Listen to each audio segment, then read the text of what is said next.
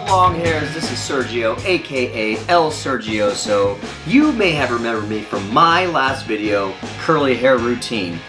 I hope you got a lot out of it. We surely got a lot of questions, so I'm here to answer them. Let's go. So by far, the number one question that was asked was how to properly dry the hair after the shampoo and condition routine. Air dry. Air dry is key. Why? Well, it's the healthiest way to go about drying these curls without damaging them.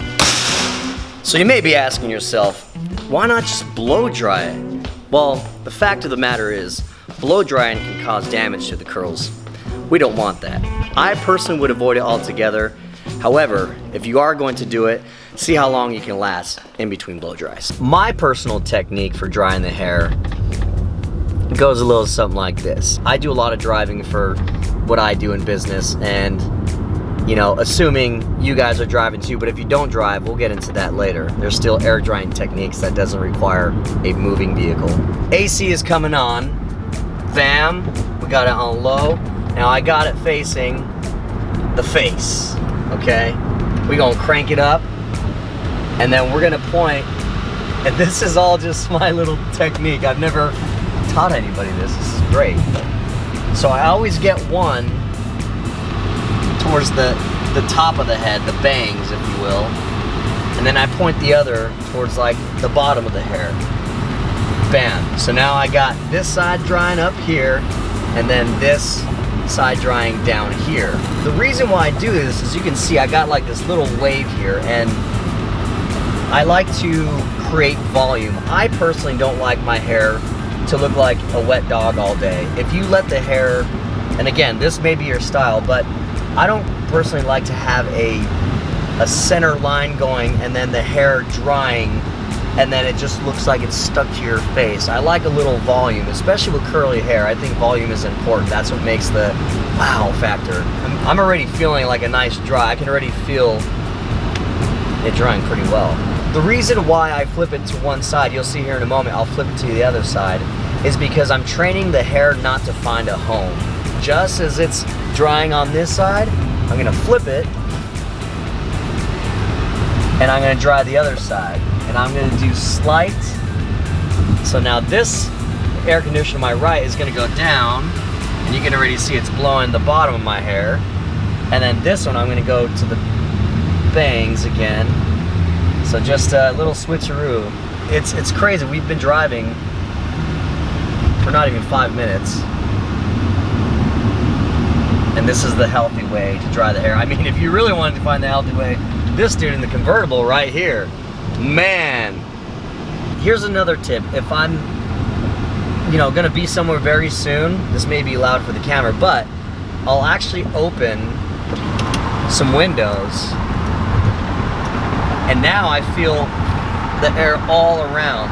I feel the targeted areas coming from the front, but I also feel my hair drying from the back because of all the air swirling in the car. So that's another little tip. So I know some of you are watching this video saying, this is crazy. What? It may seem insignificant, guys, but I'll tell you, it works, and it works the healthy way.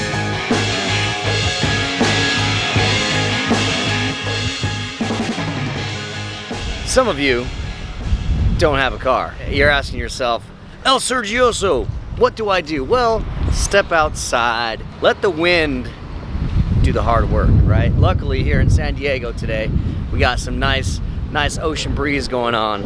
So a nice 10-minute walk out in the sunshine and a little bit of air hitting the locks, you're pretty much dialed.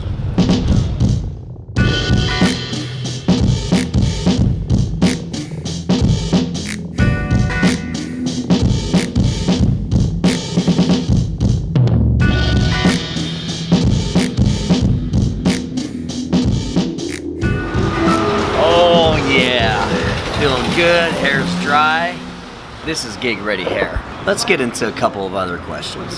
So how often do you do the whole routine? The shampoo, conditioner, everything we saw in the curly hair video? About 2 to 3 times a week. A lot of you asked, you know, what do you do on the in-between days? I'm just gonna start out by being real with you guys. You're only gonna get one day of luscious, good-looking curls. The next day, the hairs are gonna be a little more straggly than they were the previous day. The third day, good luck, man. You know, we'll be having afro by then. So what I typically do is I pull it back. Basically on the second day, I'll wear it, you know, just with my bun and ponytail thing that I do. And by the third day, I pretty much put on a hat, because even on the third day with your hair pulled back, the curls start to straighten out because of the tension, right? And then the hair is just does not look good, in my opinion. So by the third day, I'll throw on a cap, and usually by the fourth day is when I'm washing it again. Or the fourth day, I'll just throw on a bead, throw on some sort of cap. Basically, you just have to time out when you want the locks to be magnificent. The question was, do we get these ends trimmed? Abso-freaking-lutely. So, fortunately for me, my mother's a hairdresser. She's been doing hair since my twin brother and I were in the belly. She lives in New Mexico, so I fly to New Mexico maybe twice a year or so, and she'll trim it up then. And it all depends on how healthy her hair is at the time, you know. Have I been spending all summer, you know, in the sunshine on the beach? Yeah, she might cut maybe 2-3 inches off. You know, maybe in the wintertime, not so much. So, absolutely, to keep it looking healthy and feeling healthy, I not only trim it, but here's a huge tip, guys. Clarifier. My mom always throws on a clarifier. It pulls all of the gunk with all the product that we have to put in the hair to make it look nice. It pulls all that crap out. So not only do you get it trimmed, so you know the ends, so your hair looks nice, but the clarifier, guys, that's one huge tip. If you're gonna take away anything from this whole trim thing, trim it, yes. How often? 2-3 times a year. Clarifier. Clarify, get the clarifier. What kind of mousse do you use?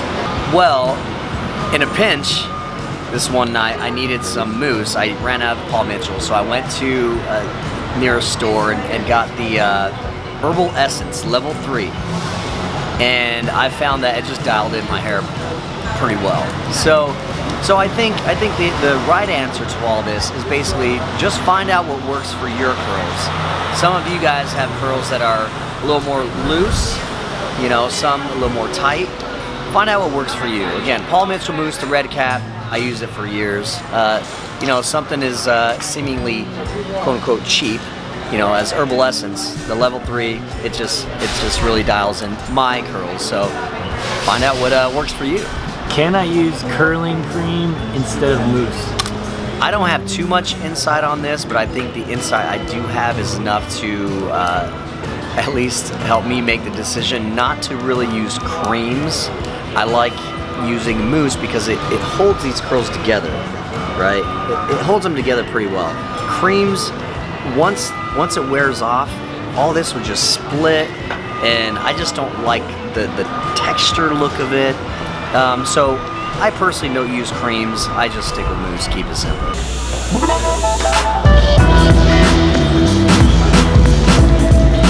So Cafe 21, one of the coolest spots in San Diego, and I actually perform here quite a bit. Perform a little music, a little live art.